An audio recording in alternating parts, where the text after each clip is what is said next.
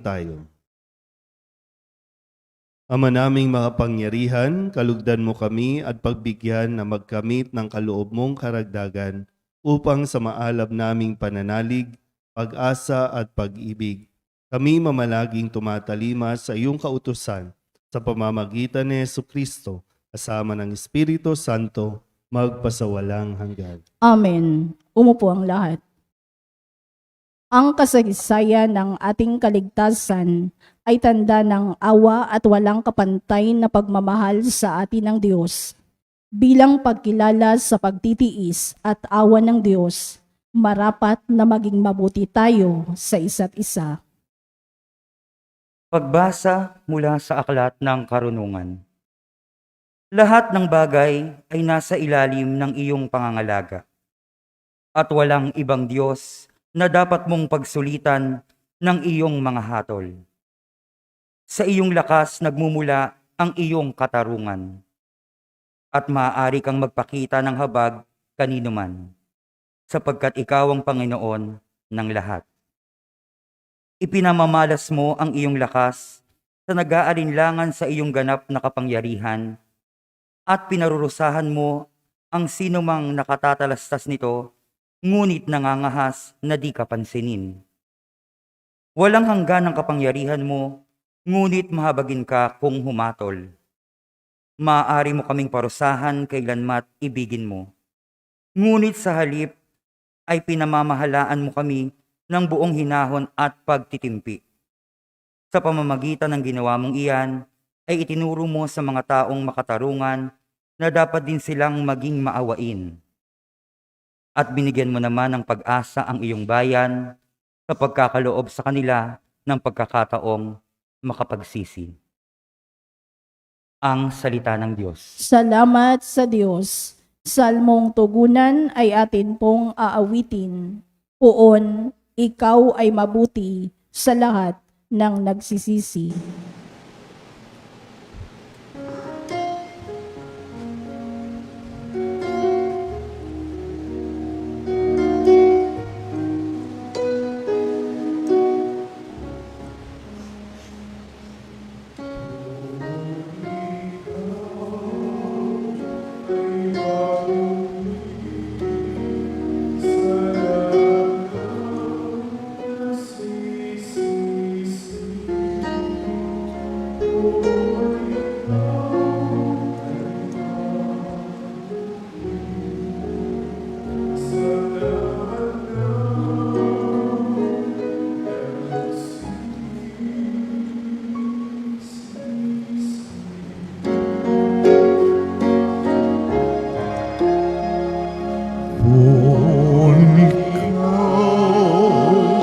Ay mabuti sa lahat ng nagsisisi.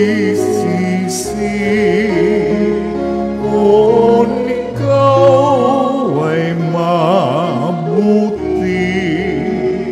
sa lahat ng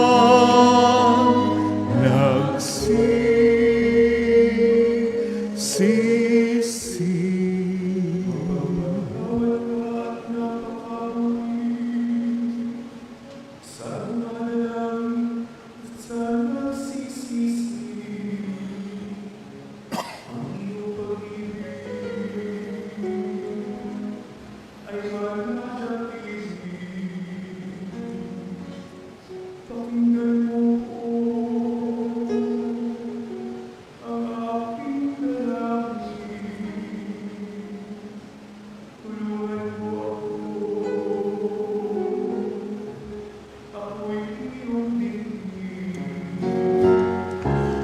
Kung ikaw ay mabuti sa lahat ng nagsisisi.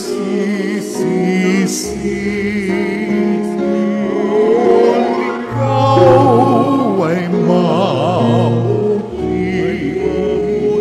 sa lahat ng nagsisisi.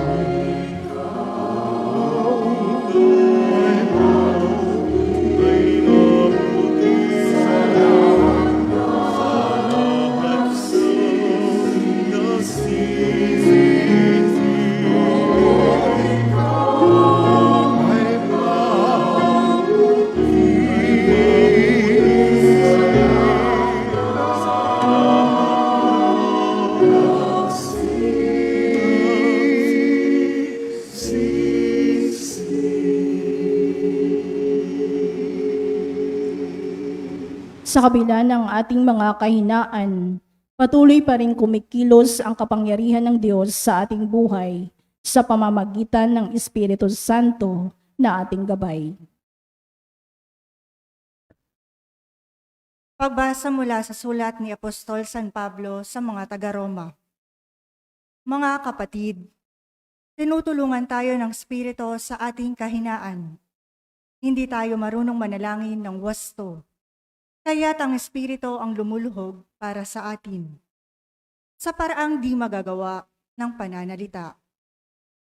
At nauunawaan ng Diyos na nakasasaliksik sa puso ng tao ang ibig sabihin ng Espiritu, sapagkat ang Espiritu ay lumuluhog para sa mga banal, ayon sa kalooban ng Diyos. Ang salita ng Diyos. Salamat sa Diyos. Tumayo ang lahat.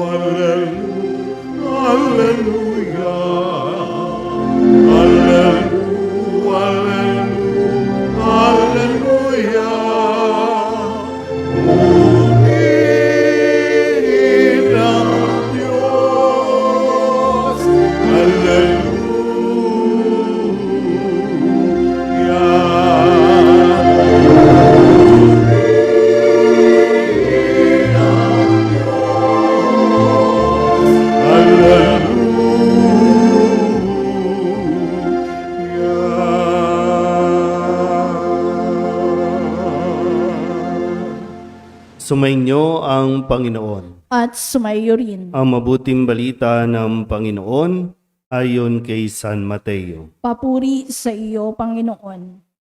Noong panahong iyon, inilahad ni Jesus ang talinghagang ito sa mga tao. Ang paghahari ng Diyos ay katulad nito. May isang taong naghasik ng mabuting binhi sa kanyang bukid.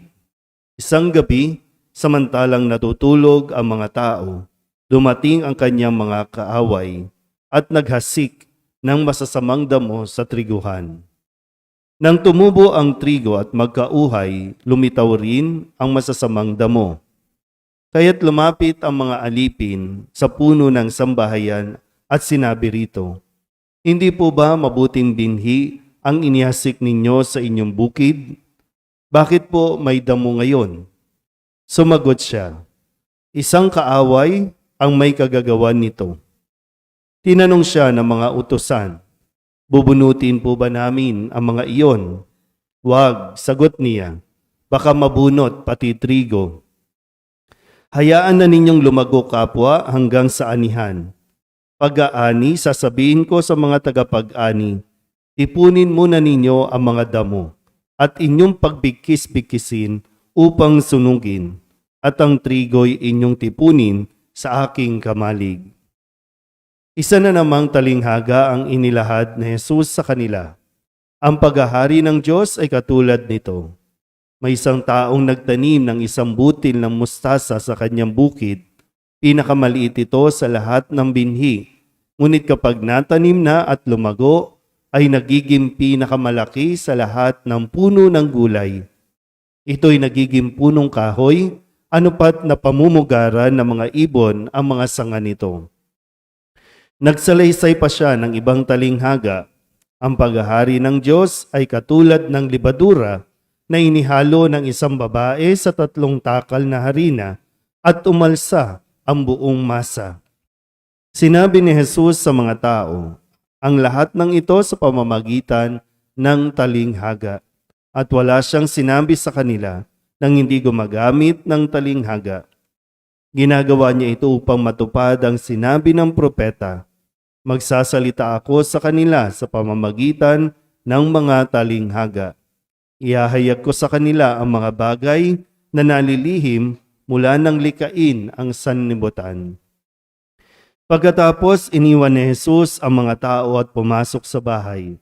Lumapit ang kanyang mga alagad at sinabi sa kanya, "Ipaliwanag po ninyo sa amin ang talinghaga tungkol sa masasamang damo sa bukid." Ito ang tugon ni Jesus. Ang anak ng tao ang naghahasik ng mabuting binhi. Ang bukid ay ang sanlibutan. Ang mga taong pinaghaharian ng Diyos ang mabuting binhi, at ang mga taong pinaghaharian ng dyablo ang masasamang damo. Ang pag-aani ay ang katapusan ng daigdig, at ang mga anghel ang mga tagapag-ani. Kung paanong iniipon ng mga damo at sinusunog, gayon din ang mangyayari sa katapusan ng daigdig. Susuguin ng anak ng tao ang kanyang mga anghel at iipunin nila mula sa kanyang pinaghaharian ang lahat ng nagiging sanhi ng pagkakasala at ang lahat ng gumagawa ng masama at iahagis sa maningas na pugon. Dooy mananangis sila at magngangalit ang kanilang ngipin at magliliwanag na parang araw ang mga matuwid sa kaharian ng kanilang Ama. Ang may pandinig ay makinig. Ang mabuting balita ng Panginoon. Pinupuri ka namin, Panginoong Heso Kristo. Umupo ang lahat. Isang mapagpalang umaga po sa inyong lahat. Muli ang sabi sa atin sa kahuli-hulihang salita sa ating pong Ebanghelyo, ang may pandinig ay makinig. So, desisyon mo po kung makikinig ka o hindi. Kung magbibingi-bingihan ka o talagang bubuksan mo ang iyong mga tenga. Kasi dito nakasalalay ang kaligtasan ng bawat isa sa atin sa pinakikinggan natin. Ipinaliwanag ni Jesus ang paghahari ng Diyos. Gumamit ng mga talinghaga, mga ordinaryong mga bagay na laging magpapaalala sa tao kung paano tayo minamahal ng Diyos at kung paano tayo hahatulan ng Diyos pagdating ng araw.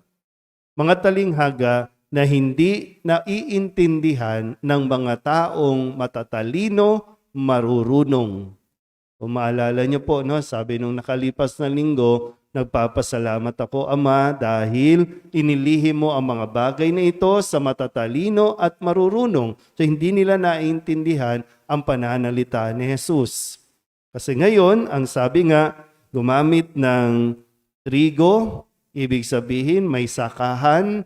So ang mga nakikinig sa kanya, marami dito ay mga magsasaka, mga magbubukid, at yung mga ordinaryong bagay katulad ng harina, mustasa, na kapag tinitingnan mo ito at talagang mapapagnilayan mo, ganito kumilos ang Diyos. Ang may pandinig, makinig. Tandaan mo, habang nagsasaboy ng mabuting binhi, nagsaboy din ng masamang damo. Kahit dito, habang nagsisimba tayo, inihahatid ni Jesus ang salita niya, pero naghahagis din sa ating mga isipan ang demonyo para hindi tayo nga makapakinig. Pero nasa iyo pa rin ang desisyon, makikinig ka ba sa Diyos o makikinig ka sa demonyo? Tulog na? Kasi ang sabi ni Jesus, makinig. Pero ang sabi ng demonyo, sige, mag-isip ka ng kung ano-ano. Sige. Kaya matulog ka. Sige, ano pang mga bagay na pwede mong gawin? Ang paghahari ng Diyos. Kasi minsan nasasabi natin, bakit ganun? Bakit may mga masasamang tao? Lahat naman nilikha ng Diyos na mabuti. Mabait, maganda. Lahat. Walang nilikha ang Diyos na masama. Nagpapasama sa tao ay ang kanyang pagpili o desisyon. Sabihin niyo nga po, ako ay mabuti. Problema niyan, pag hindi mo pinaniwalaan na ikaw ay nilikha ng Diyos na mabuti. Pinapaniwala tayo ng demonyo na tayo ay hindi mabuti. Pinapaniwala tayo ng Diyos na tayo ay masama. Minsan, hindi mismong demonyo. Kasi nga, pag tumayo mismo dito ang demonyo at kinausap ka, tatakbo yan. Pero, ang demonyo, sabihin mo dun sa taong yun, no? Walang iya siya. Wala siyang kwenta. Sabihin mo. Bata pa lang, sasabihan na yan. No? Nakukondisyon niya na ang utak. Kaya habang lumalaki, yan, natututong magnakaw, natututong makiapid, natututong magbisyo. Kasi ang paniwala niya, eto ako eh. Eto ako. Kung ganyan ka, so ibig sabihin gumawa sa'yo, ganyan din. Sabi sa atin, ang Diyos kapag umatol at tanging nasa Kanya ang paghatol, hindi siya basta-basta hatol, kundi magbibigay muna siya ng maraming pagkakataon. Kasi may mga desisyon tayong mali. Nagkakamali tayo. Diba? Sabi sa aklat ng karunungan, ang sabi po, no? Binibigyan mo naman ng pag-asa ang iyong bayan sa pagkakalob sa kanila ng pagkakataong makapagsisi. Hindi tayo basta-basta hatulan ng Diyos ng ganun na lang. At alam niya, no? Sabi sa ikalawang pagbasa, alam niya ang ating mga kahinaan. Kaya nga, siya rin mismo, ang Espiritu Santo, ang tutulong sa atin para tayo maging malakas sa ating kahinaan. Nagiging mahina ka kasi gusto mo naman talagang maging matuwid, gusto mong maging mabuti, gusto mong maging tapat, gusto mong maging mabuting tao. Pero dahil nga mahina tayo, mahina ka, kaya nagpapadala ang Diyos mismo. Binibigay niya ang Espiritu Santo para tayo maging malakas. Pero kailangan mo yung effort, kailangan mo ng tumulong. Tulungan mo ang iyong sarili. Huwag mong yakapin ang kasamaan. Ayan, di ba sabi kung anong iniisip mo, yun ikaw ang magiging. So kung isipin natin lagi, mahal ako ng Diyos, mabuti ako, nilikha ako ng Diyos, so, yun ang makukondisyon natin. Kaya kahit anong mga panunukso ng demonyo, magiging matatag tayo. Huwag mong, minsan, no, yung parang, ang isang taong pag sinabing, eto na ako eh. Yung bang siya mismo, sinukuan niya na ang sarili niya, nawalan na siya ng pag-asa na may pagkakataon pa siyang magbago. Hindi totoo eh. Dahil nga, laging nagbibigay ang Diyos ng pagkakataon. Pinagdadamutan mo ang sarili mo.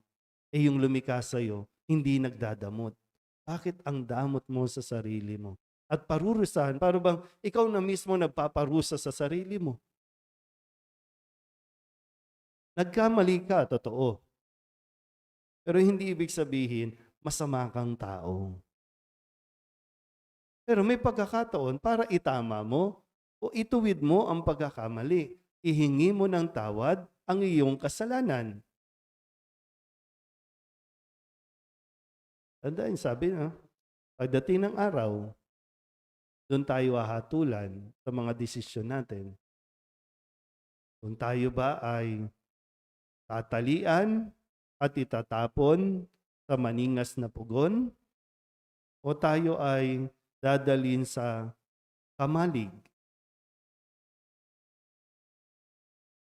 Mamili ka. Kung mamimili ka, tiyakin mo, kasi yun yung panghabang buhay. Yun dito sa lupa, kung tutuusin natin, no? Yung mga desisyon natin dito sa lupa, minsan mga panandalian lang eh. Pwedeng mabago. Habang nabubuhay tayo, pwedeng mabago yan. Pero kapag natapos ang buhay natin dito, yun ang panghabang buhay. Wala nang bawian na pag nandun ka na, sinusunog ka na sa impyerno. Lord, ayoko na, nagsisisi na ako. Wala na. Kasi hinatulan mo ang sarili mo. Ang hatol ng Diyos, Habang nandito pa, panibagong pagkakataon, araw-araw, ating paggising, panibagong pagkakataon.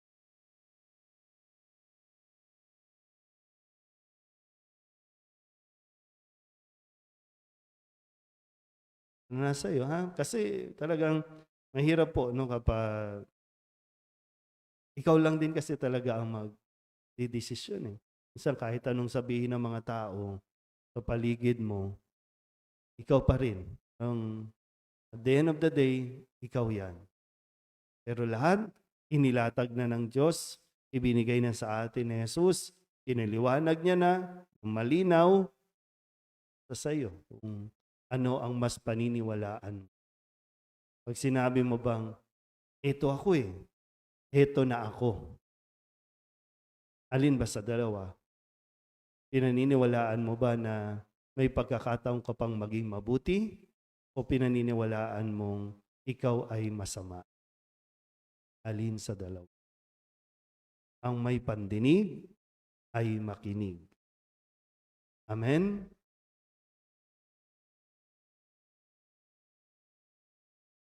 Ipahayag natin ang ating pananampalataya.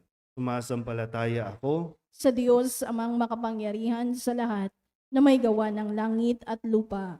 Sumasampalataya ako kay Kristo, iisang anak ng Diyos, Panginoon nating lahat.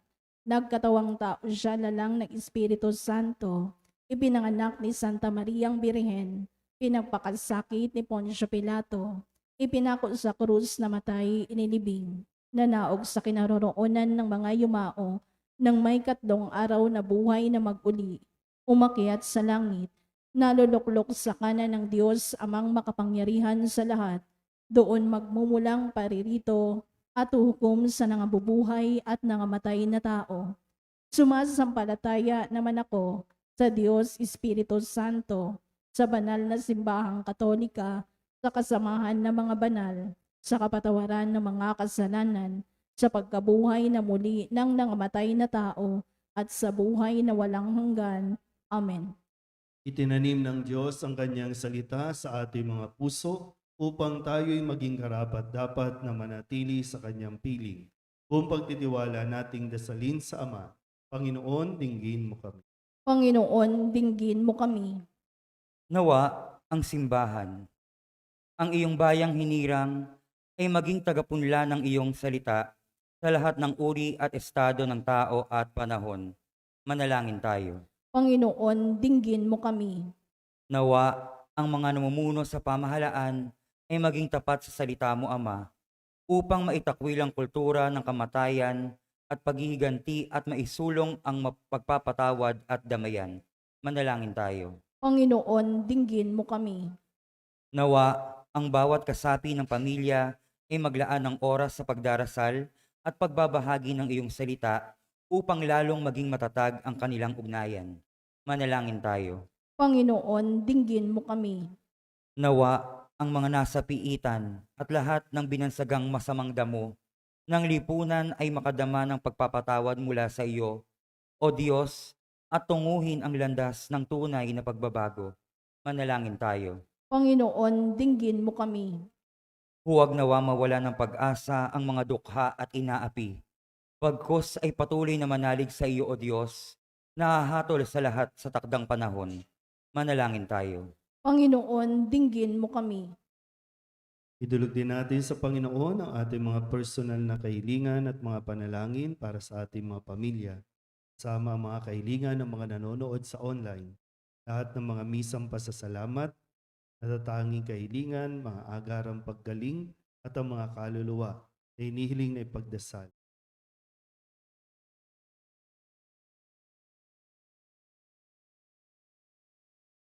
Ang lahat ng ito hinihiling namin sa ngalan ni Kristong aming Panginoon.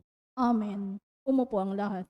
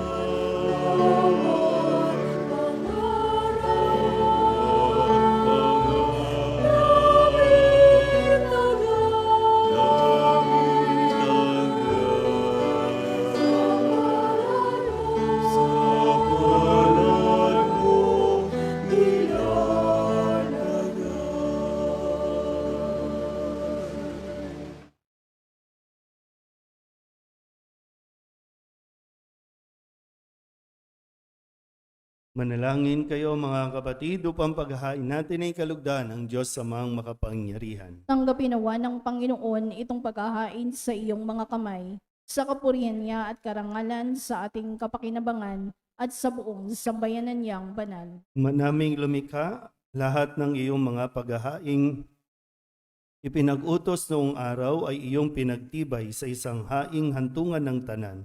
Tanggapin ang ginaganap ngayon ng iyong mga lingkod at basbasan mo ito ng kabanalang gaya ng iyong kaloob. Sa mga alay ni Abel na lubha mong ikinalugot, upang ang mga handog ng bawat isang nagbigay para sambahin ang banal mong ngalan ay magkamit ng karagdagan mong kasiyahan sa pamamagitan ni Jesucristo kasama ng Espiritu Santo magpasawalang hanggan. Amen. Sumainyo ang Panginoon. At sumayo rin. Itaas sa Diyos ang inyong puso at diwa. Itinaas na namin sa Panginoon. Pasalamatan natin ang Panginoong ating Diyos. Marapat na siya ay pasalamatan. Ama naming makapangyarihan, tunay ngang marapat, na ikaw ay aming pasalamatan. Nasa iyo ang aming buhay, pagkilos at pag-iral. Sa pamumuhay namin araw-araw, tinatamasa namin ang iyong pagmamahal. Sa pag-ibig mong ipinunla sa sangkatauhan, ang Espiritu Santo'y unang aning bigay ng anak mong naglagak sa amin ng katiyakang nakalaang mabuhay kami sa piling mo kailanman. Kaya kaisa ng mga anghel nagsisiawin ng papuri sa iyo nang walang humpay sa kalangitan. Kami nagbubunyi sa iyong kadakilaan.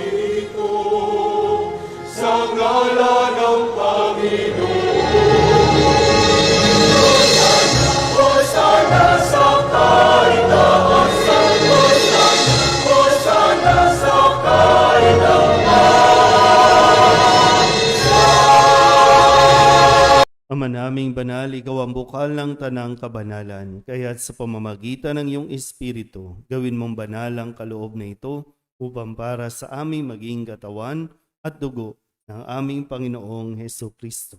Bago niya pinagtis ang kusang loob na maging handog, tinawakan niya ang tinapay, inasalamatan kaniya, pinaghati-hati niya iyon, iniabot sa kanyang mga alagad at sinabi, tanggapin ninyong lahat ito at kanin, ito ang aking katawan na ihahandog para sa inyo.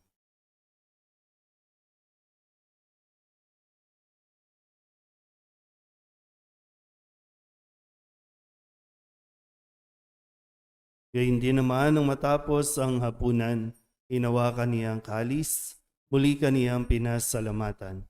Iniabot niya ang kalis sa kanyang mga alagad at sinabi, tanggapin ninyong lahat ito at inumin. Ito ang kalis ng aking dugo, ng bago at walang hanggan tipan. Ang aking dugo na ibubuhos para sa inyo at para sa lahat, sa ikapagpapatawad ng mga kasalanan. Gawin ninyo ito sa pag-alaala sa akin.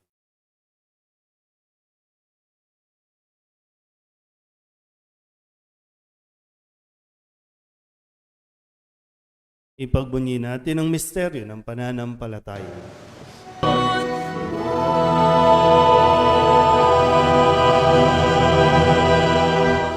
Ama, ginagawa namin ngayon ang pag-alaala sa pagkamatay at muling pagkabuhay ng iyong anak, kaya tiniaalay namin sa iyo ang tinapay na nagbibigay buhay at ang kalis na nagkakaloob ng kaligtasan. Kami napapasalamat dahil kami iyong minarapat na tumayo sa harap mo para maglingkod sa iyo. Isinasamo namin kami magsasalo-salo sa katawan at dugo ni Kristo ay mabuklod sa pagkakaisa sa pamamagitan ng Espiritu Santo. Ama, lingapin mo ang iyong simbahang laganap sa buong daigdig. Puspusin mo kami sa pag-ibig kaysa ni Francisco na aming Papa at ni Jose na aming Obispo at ng Tanang Kaparian. Alalahanin mo rin ang mga kapatid naming nahimlay na may pag-asang sila'y muling mabubuhay, gayon din ang lahat ng mga pumanaw. Kawaan mo sila at patuloyin sa iyong kaliwanagan. Tawaan mo at pagindapating kaming lahat na makasalo sa iyong buhay na walang wakas. Kaysa ng mahal na Birhen Maria na ina ng Diyos, ng kabiyak ng puso niyang si San Jose. Kaysa ng mga apostol at ng lahat ng mga banal na namuhay dito sa daigdig ng kalugod-lugod sa iyo, may pagdiwang nawa namin ang papupuri sa ikararangal mo sa pamamagitan ng iyong anak na aming Panginoong Hesus Kristo. Sa pamamagitan ni Kristo, kasaya sa Kanya, lahat ng banal at papuri, sa iyo, Diyos Ama, makapangyarihan, kasama ng Espiritu Santo, magpasawalang hanggan.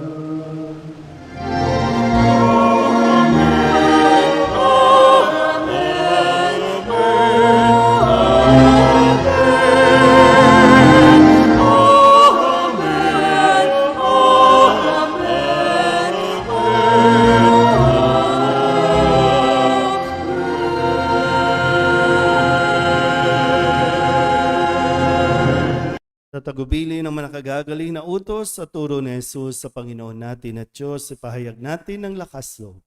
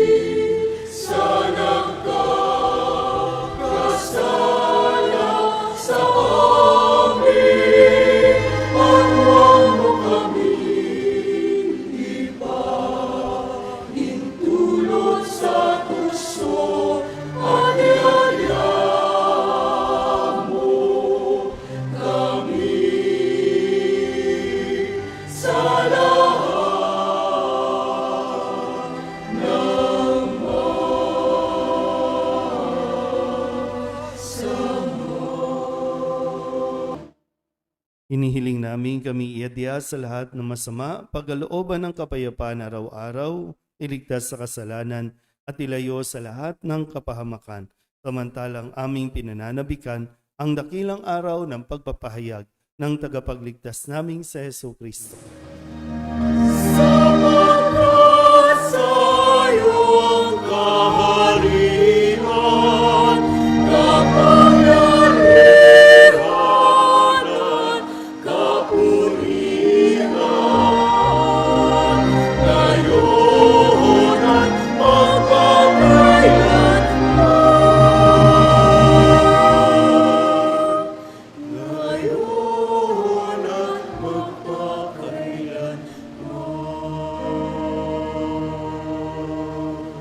Panginoong Hesus Kristo, sinabi mo sa iyong mga apostol, kapayapaan ang iniiwan ko sa inyo, ang aking kapayapaan ang binibigay ko sa inyo. Tunghayan mo ang aming pananampalataya at huwag ang aming mga pagkakasala. Pagkalooban mo kami ng kapayapaan at pagkakaisa ayon sa iyong kalooban, kasama ng Espiritu Santo, magpasawalang hanggan. Amen. Ang kapayapaan ng Panginoon ay laging sumainyo. At sumayo rin. Bigayan po tayo ng kapayapaan sa isa't isa.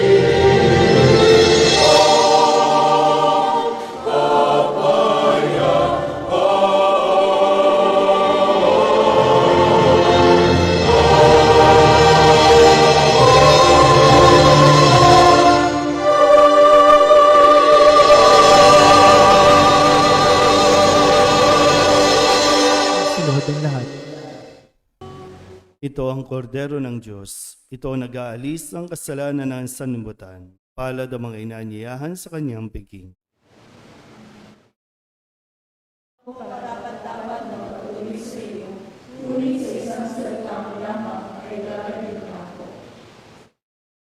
Katawan ni Kristo.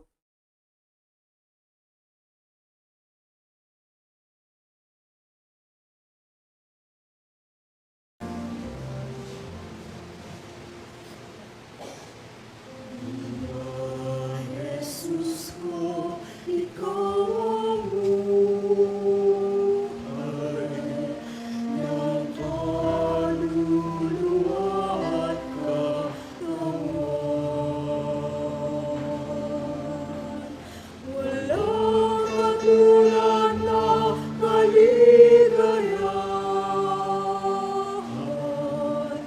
ang sa puso'y nararamdaman.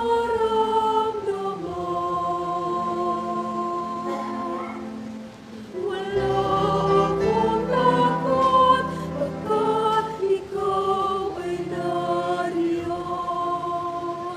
Alam ko rin ako ay di mo pababayaan. Mayroon pa ba kaya akong dapat pangambahan maliban sa aking mga pagkukulang?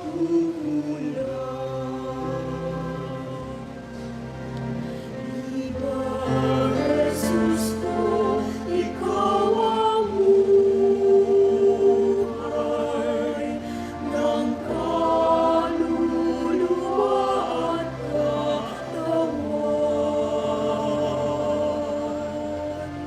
Walang katulad na kaligayahan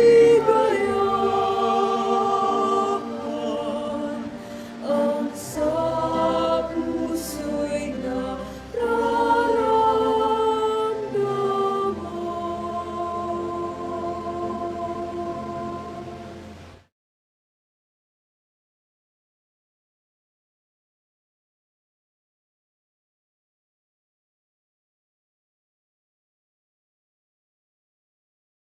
Manalangin tayo.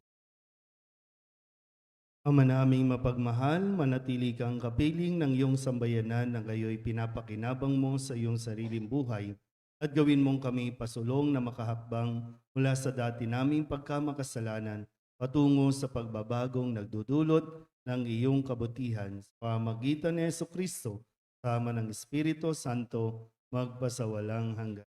Amen. Dahil ngayon po ay pandaigdigang alay o araw para sa mga lolo at lola at mga nakakakita. Atin pong babasbasan, darasal ang lahat po ng mga lolo at lola at nakakatanda. Ari po bang pumunta sa unahan ang mga lolo at lola?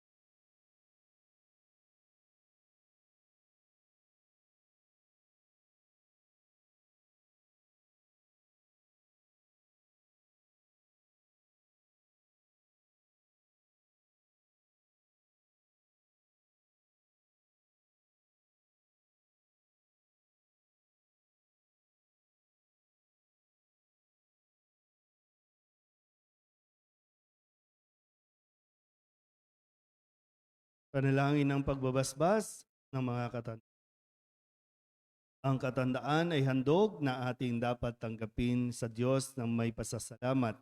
Ang mga katandaan ay patuloy na nagbabahagi ng kanilang yaman at karanasan at ng kanilang kristyanong pamumuhay sa pamayanan. Pasalamat tayo sa Diyos para sa kanila at manalangin tayo upang patatagin ng Diyos ang kanilang pag-asa at pagtitiwala. Amang maawain, ang mga katandaang lingkod mo ay ganap na umaasa sa iyo. Nasaksihan nila ang iyong kagandahang loob. Salamat po sa biyayang handog mo sa kanila sa maraming yugto ng panahon. Pagpalain mo sila ng bagong sigla at bigyan ng kalusugan ng isip at katawan. At higit mo po silang pagpalain sa kinabukasang walang hanggan. Nihiling namin ito sa pamamagitan ni Jesucristo, aming Panginoon. Amen.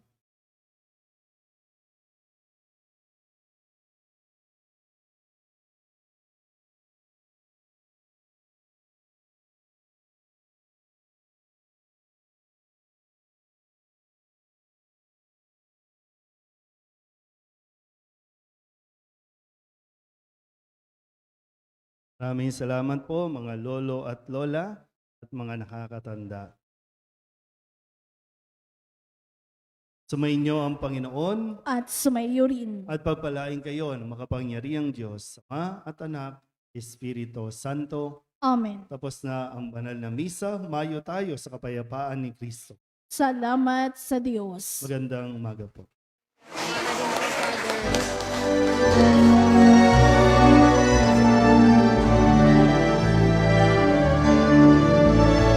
Manulat ipahayag, kanyang pagaling at habag, sa buhay pag-ibig at